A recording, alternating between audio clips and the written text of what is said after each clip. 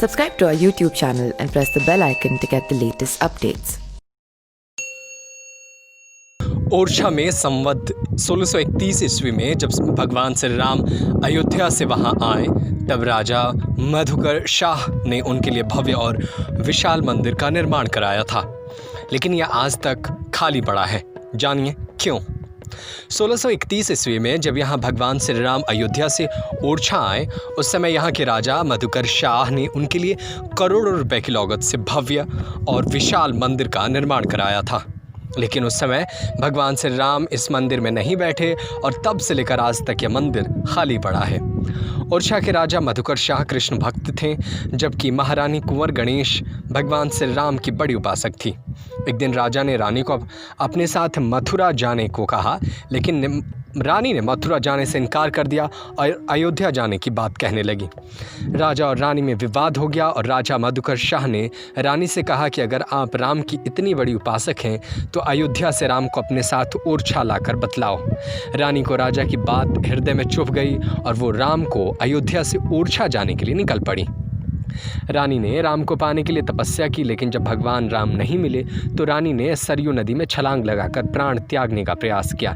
जैसे ही रानी सरयू नदी में कूदी, तभी भगवान श्री राम उनकी गोद में आकर बैठ गए।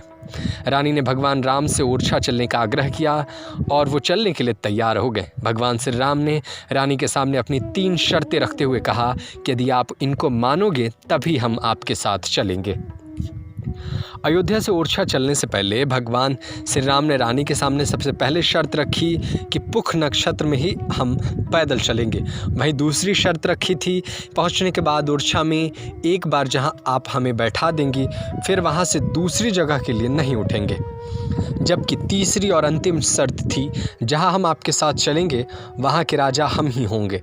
रानी ने भगवान को ओरछा लाने के लिए तीनों शर्तें स्वीकार की और पुख नक्षत्र में राम अयोध्या से ओरछा के लिए रानी के साथ चले।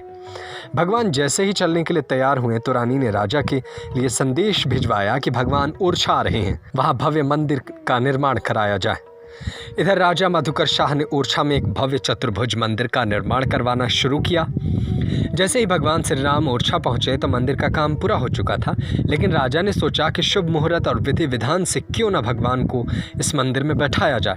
तब तक के लिए भगवान श्री राम को रानी के रनवास में ही बैठा दिया गया। रानी राम की दूसरी शर्त भूल गई और अपने रनवास में भगवान श्री राम को पहले बैठा दिया।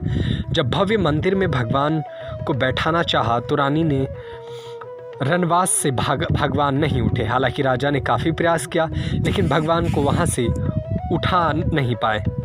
आखिर इसी रानी के रनवास को ही राजा ने मंदिर का रूप दिया और तब से लेकर आज तक राम इसी जगह विराजमान है। ओरछा के राजा मधुकर शाह ने अपने राजपाट छोड़कर भगवान श्री राम को ही सत्ता सौंप दी थी और उनका राज्य अभिषेक किया था, जिसके बाद ओरछा में भगवान की सत्ता कायम हुई। मज़ेदार बात यह है कि यहाँ आज भी भगवान श्री राम को ही राज चलता है। ओरछा में दुनिया का एकमात्र ऐसा मंदिर है जहाँ भगवान श्री राम को राजा के रूप में पूजा किया जाता है। दिन के चारों पहर भगवान को पुलिस के जवानों द्वारा गार्ड ऑफ ऑनर दिया जाता है। सुबह जब भगवान उठते हैं तो उनके बाद दिन भर उनका दरबार लगता है और देश विदेश से भक्त श्री राम के दर्शन के लिए ओरछा पहुंचते हैं। Subscribe to our YouTube channel and press the bell icon to get the latest updates.